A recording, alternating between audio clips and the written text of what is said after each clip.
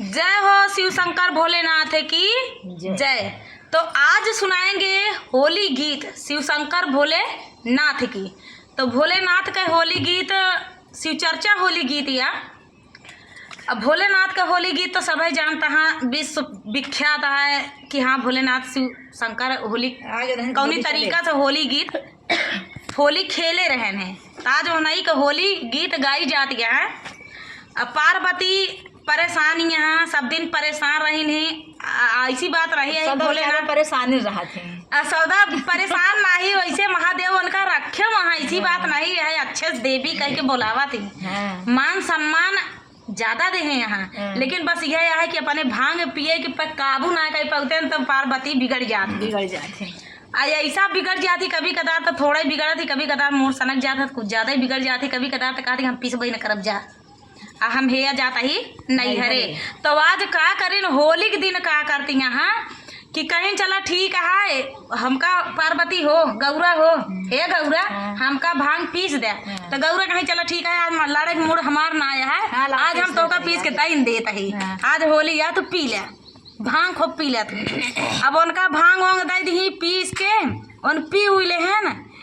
अब निकल गया होली खेले तो कहाँ खेला तहाँ होली मसाने में वही खेलबे करत है। हाँ शिव शंकर भोलेनाथ होली खेला तहाँ मसाने में। अब बढ़िया भसम लपेट ले हैं यहाँ कुल पूरे शरीर में। मृगछाला गिर के कहाँ गिर गया पता ना आया है। अच्छा रहे बसहा बैल पा। हाँ केहू के सिर का पूजा होता है तो केहू के पैर का पूजा होता है, शिव के शिवलिंग का पूजा होता है। तो सबके अपन अपन महत्व है और अपन अपन बढ़िया का फल है। तो चलिए सुनावत है होली गीत। गौरा पार्वती सवेरे सवेरे तो पीस के भांग दे दी धतूरा दे दी वो पी के भसम खेल के अपन मस्त हाँ बसहा पर सवार हाँ अपन घूमत हाँ। मृग छाला गिरी के बा वैसन घूमत हाँ।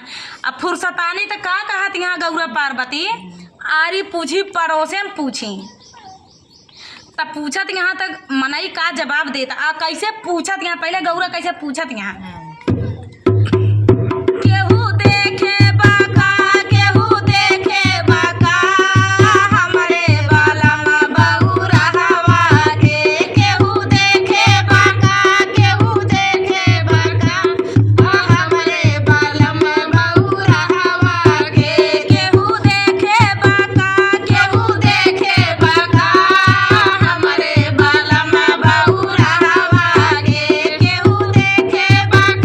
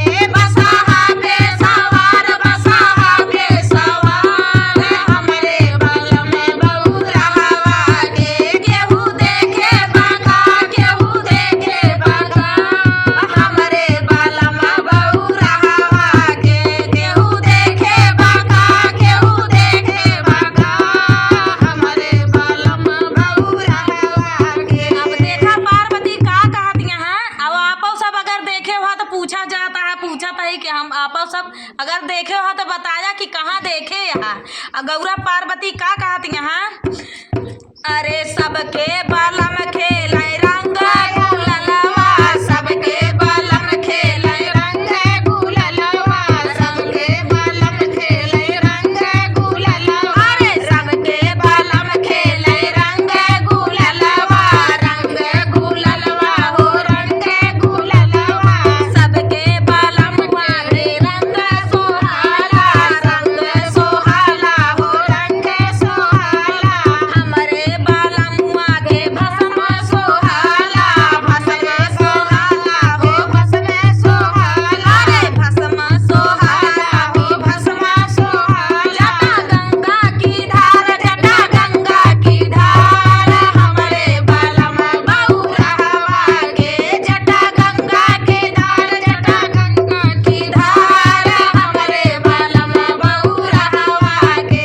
जेहा गंगा के धार, जटा गंगा के धार, हमरे बालम बउरहवा के, केहू देखे बाघा, केहू देखे लगा, हमरे बालम बउरहवा के, केहू देखे बाघा, केहू देखे बाघा, हमरे बालम बउरहवा के, अरे सबके बालमवा के केहू ना जाने, केहू ना जाने हो, केहू ना जाने, केहू ना जाने हो, केहू ना जाने।